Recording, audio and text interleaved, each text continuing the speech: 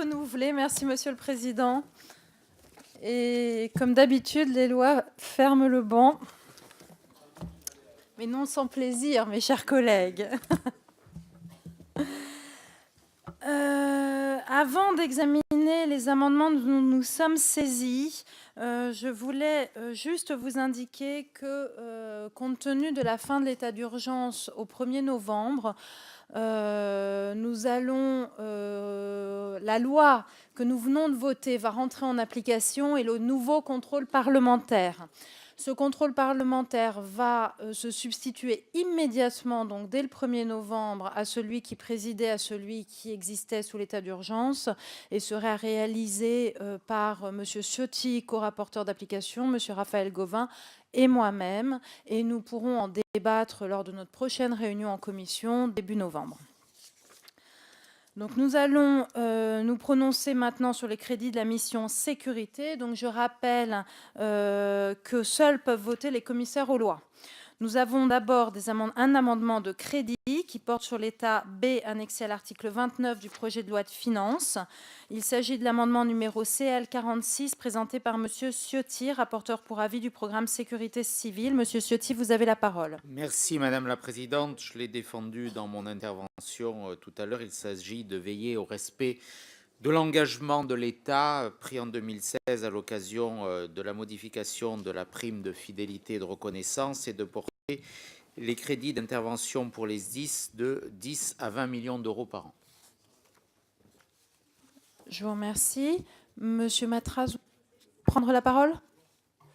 Oui, il me semble difficile de donner un avis favorable à ce gouvernement qui va augmenter les crédits de la mission. D'ailleurs, c'est précisé dans l'amendement.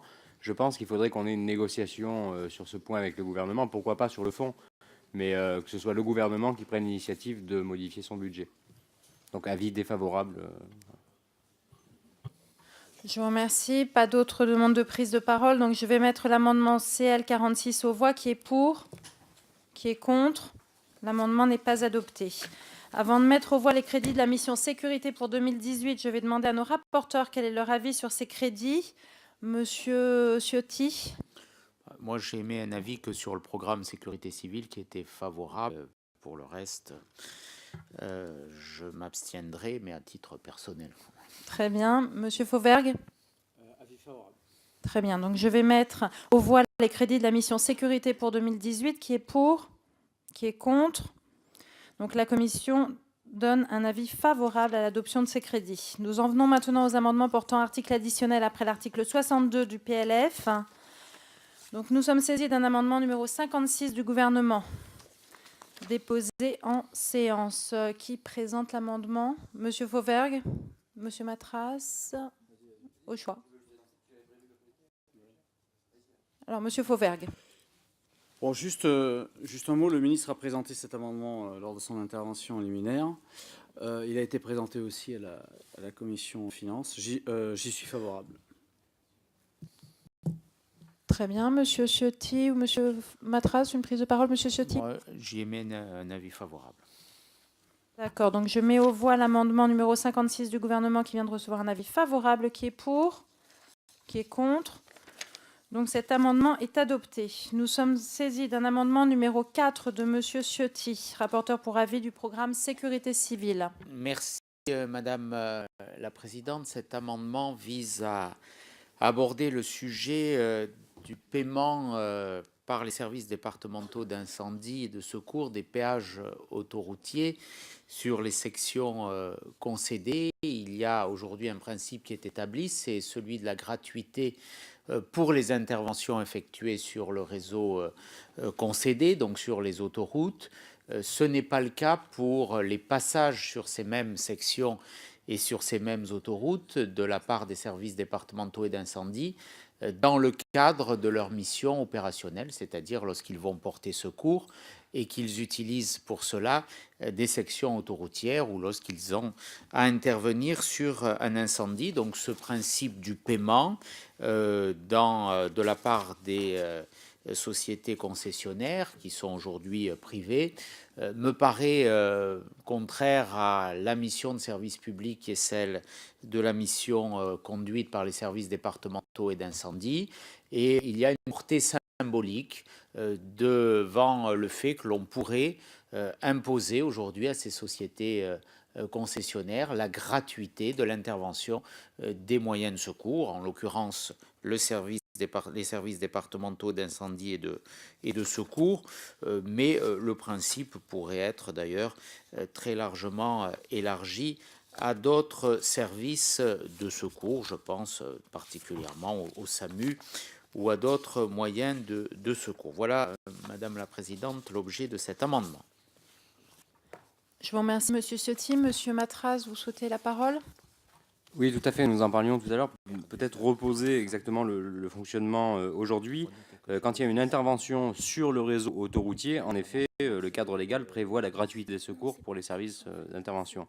La difficulté se pose quand il y a une intervention qui n'est pas sur le réseau autoroutier, mais que les pompiers ou les gendarmes empruntent le réseau autoroutier. Dans ce cas-là, le service n'est pas forcément gratuit. Et en dehors des interventions, quand c'est un déplacement des sapeurs-pompiers hors intervention, dans ce cas-là, c'est payant. Je suis assez d'accord sur le fait que faire payer des pompiers en intervention, c'est très choquant. Là, je partage le point de vue de M. Ciotti. En revanche, on déposera un sous-amendement à l'amendement de M. Ciotti, parce que l'amendement de M. Ciotti, moi, me semble induire en fait la gratuité pour tout déplacement des sapeurs-pompiers, qu'ils soient en intervention ou hors intervention. Et donc le sous-amendement qu'on déposera prévoira que pour tout déplacement en intervention, que l'intervention ait lieu sur le réseau autoroutier ou en dehors du réseau autoroutier, mais en utilisant ce réseau, le passage sera gratuit. Par contre, pour tous les déplacements qui sont fonctionnels, qui sont non liés à une intervention, dans ce cas-là, on maintiendrait le régime actuel. Voilà l'objet du sous-amendement qui sera déposé par mes soins et le groupe. Donc, je vais mettre aux voix l'amendement CL4 de Monsieur Ciotti. Qui est pour? Qui est contre? Très bien, donc l'amendement n'est pas adopté. Je suis saisie d'un amendement numéro 47 de Monsieur Ciotti. Monsieur Ciotti. Cet amendement a trait aux conditions de paiement par les services départementaux et d'incendie des formations réservées aux sapeurs-pompiers et aux officiers de sapeurs-pompiers. Aujourd'hui, ces actions de formation transitent par le CNFPT qui perçoit les cotisations, un taux de cotisation dont la base, l'assiette repose sur la masse salariale des SDIS, un taux de cotisation de 0,9% et une surcotisation, je crois, de 0,86%. Cet amendement prévoit d'affecter directement ces cotisations à l'École nationale, à l'ENSOSP, École nationale des officiers sapeurs-pompiers, qui est en charge de ces formations, notamment pour les officiers, sans transiter par le CNFPT. Je vous remercie. Est-ce que Monsieur Matras? Oui, autant sur le fond, je peux comprendre le raisonnement. En revanche, j'ai peur que cet amendement soit un cavalier législatif. En tout cas, le risque est présent. Je voudrais préciser quand même qu'il existe aujourd'hui des partenariats qui existent entre l'ENSOP et le CNFPT, tant dans le domaine de la formation, mais qu'il y a aussi de nombreux partenariats dans le domaine de la recherche.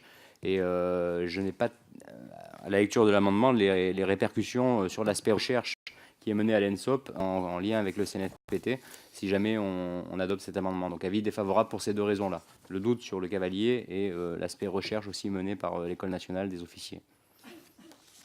Très bien, je vous remercie, Monsieur Ciotti. Vous demandez la parole ou parce que votre micro est resté allumé? Non, sur le cavalier, je ne pense pas, puisqu'on est quand même dans un cadre d'une affectation budgétaire et que la Commission des finances a déclaré recevable cet amendement au titre de l'article 40.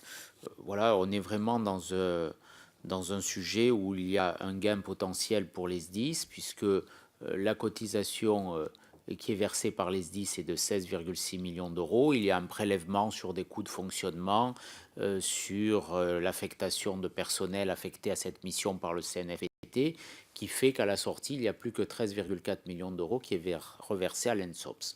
Donc on pourrait, avec la même somme, faire mieux, soit par une économie pour les SDIS, soit en fléchant cette somme supplémentaire sur la mission notamment nouvelle qui est affectée à l'ENSOPS sur la formation des colonels. Je vous remercie. Donc, je mets donc cet amendement en voix. Qui est pour? Qui est contre? Donc, cet amendement n'est pas adopté. Nous étions saisis après d'un certain nombre d'amendements émanant de la France Insoumise, les amendements 38, 39, 40, 41, 42, 43, 44, 45. Je ne vois pas de collègues appartenant à la France Insoumise.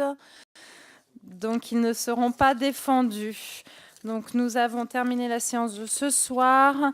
Nous nous retrouvons lundi 30 octobre à 16h pour la mission Immigration, Asile et Intégration. Je vous remercie.